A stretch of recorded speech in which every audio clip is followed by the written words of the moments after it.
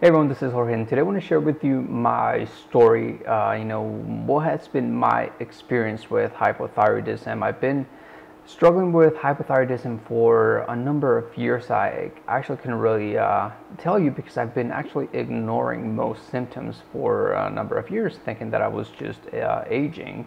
Certain things like gaining weight, lacking energy, hair loss. I used to think that those were going to come, eventually because of aging.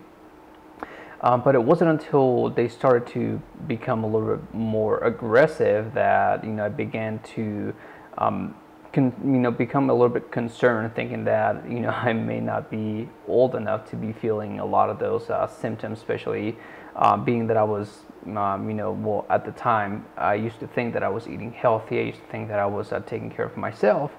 But apparently I was not. I did not understand health or nutrition, and I used to, essentially fall for a lot of the food marketing and advertising, and my idea on food at the time was just not the greatest one. And so as a result, in 2012, when most of my symptoms showed up, that I was pretty bad. I was 212 pounds. I had no energy. I was fatigued. My nails were pretty much brittle. Always have all these ridges on my fingernails. Used to break up pretty easily. The day came when I was in the shower just lathering up my hair, and I looked down, and because I felt the texture in my hands, and when I looked down, I had hair all over my hands. And looking at the bathtub, there's hair all over the place, and that's kind of when I started to think about maybe something was wrong. And also I was waking up with very, very dry skin, especially my face and my scalp. It used to get very dry, and it didn't get cracked, but it was kind of scaly. It was like little flakes. And I thought it was maybe the beginning of like psoriasis or some sort of eczema, but it's actually one of the symptoms of hypothyroidism. And I've seen other people get the same thing, not necessarily on their face, but some people get it in other parts, their legs or arms or whatever. And I mean, for me, it was primarily my head, my entire scalp, my face. Sometimes my hands used to like get pretty dry and everything.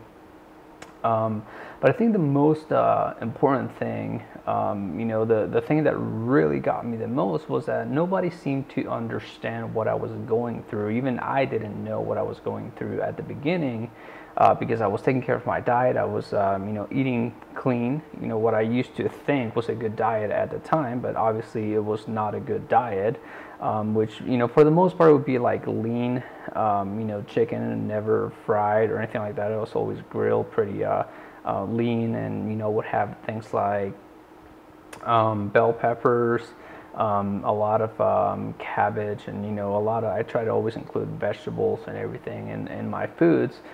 And then if I ever ate carbs, I used to always eat slow carbs like beans and other things that your body wouldn't digest quite fast.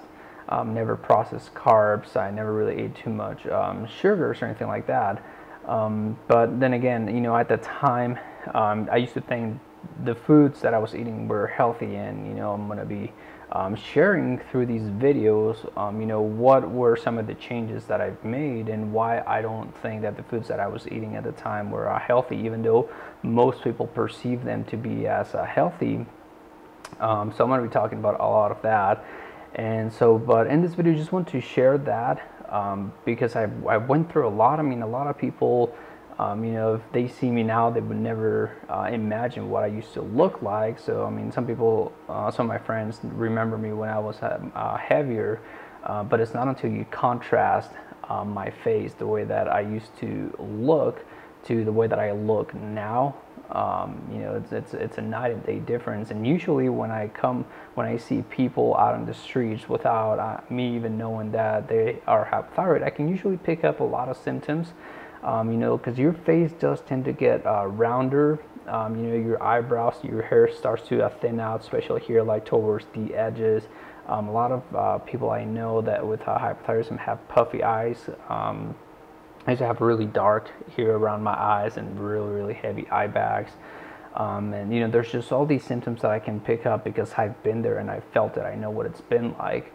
And so out of everything that I've tried, I've done a lot of things. I don't think one single thing helped me, but it was more the synergistic effect of doing a lot of different things right. But if there's one thing that I would consider almost magical, and I joke around this with my girlfriend, because for everything I always say that I use coconut oil. And as a matter of fact, I have here, you know, I buy coconut oil by the gallon just because this is how much I use coconut oil for everything. You know, I use it for my hair, you know, almost as a shampoo, or, you know, instead of using gel or anything like that, I just use coconut oil because it gets dry anyways, and I use it for dry skin. My face, same thing, I use it for dry skin.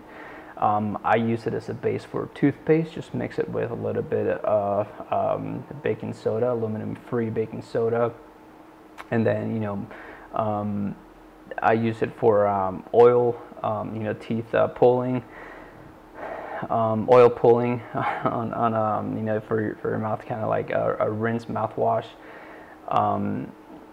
You know, the other thing is, you know, rub it around the thyroid area. It helps for energy. I mean, there's just so many things. So I mean, if there's one thing that I would recommend everyone struggling with hypothyroidism, get coconut oil. And this coconut oil is centrifuge coconut oil. This gallon cost me like $48, so it's inexpensive. You know, when you look at some of the other options, you know, for things that you're going to be using. So anyways, just wanted to kind of introduce myself, and hopefully over the next few days, weeks, I'll be able to share a lot more information about how I you know, got better, how I got my life back. Because if you're struggling with hypothyroidism, chances are, you know, life isn't just, it's not great. Life sucks. When I was there, I couldn't do anything, and there were days that I had to sleep almost an entire day. I couldn't get out of bed, had no energy. Just couldn't do anything, no matter what I tried, what diet I tried.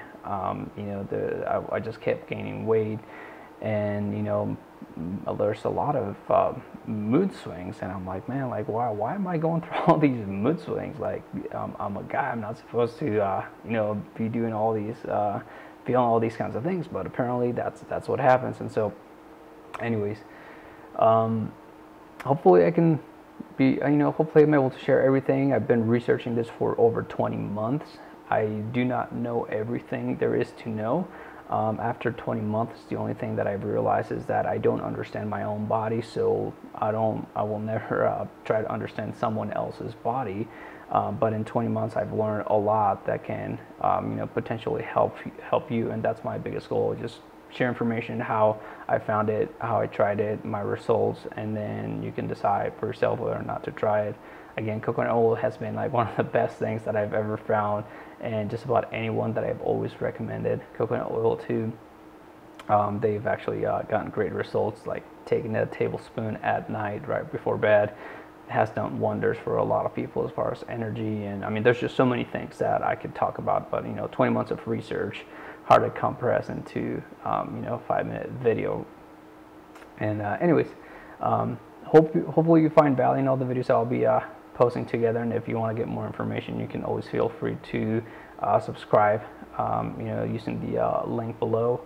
And you know, I'll have a newsletter, and I'll have a way for you to contact me if you ever have any other questions.